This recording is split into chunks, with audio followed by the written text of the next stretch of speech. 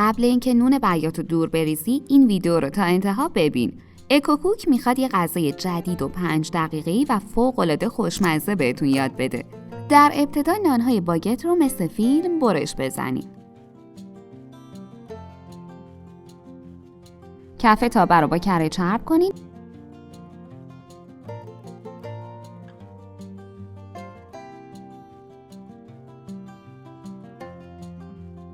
و نانها رو کف تابه بچینین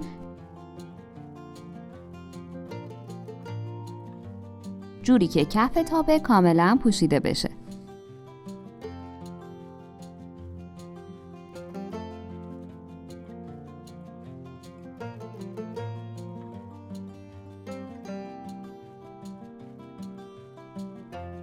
داخل مخلوط کن 3 عدد تخم مرغ،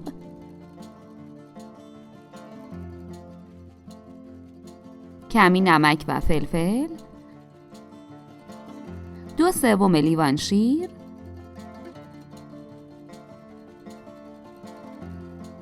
و 1 قاشق غذاخوری پنیر خامه‌ای بریزید و مخلوط کنید تا یه دست بشن. عزیزان تک تک لایک ها و کامنت های پرمهری که میذارید برامون بسیار با ارزشه. به ما انگیزه میده تا آموزش ها رو با اشتیاق بیشتری براتون تهیه کنیم. مواد رو روی نون ها بریزید و در تابه رو ببندید.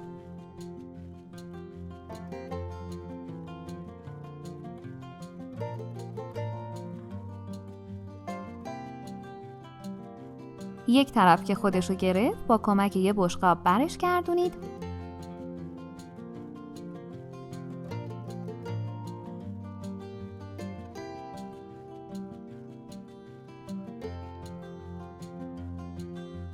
اگه از این آموزش بعداً میخوای استفاده کنی حتما دکمه سابسکرایب رو بزن تا بتونی به راحتی دوباره پیداش کنی.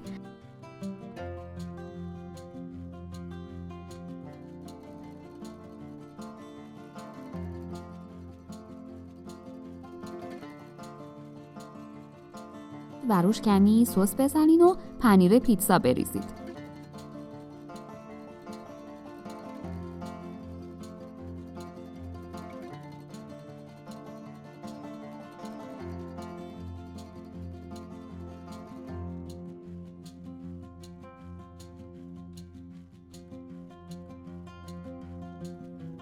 در تابه رو ببندید تا اون سمتش هم برشته بشه.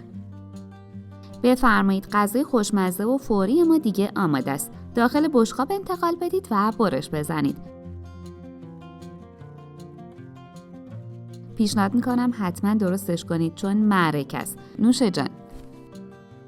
اگه از این آموزش خوشتون اومد باید بگم که ویدیوهای جالبتری هم توی کانالمون داریم که حتما باید ببینید. لطفاً برای حمایت از ما لایک و سابسکرایب رو فراموش نکنید.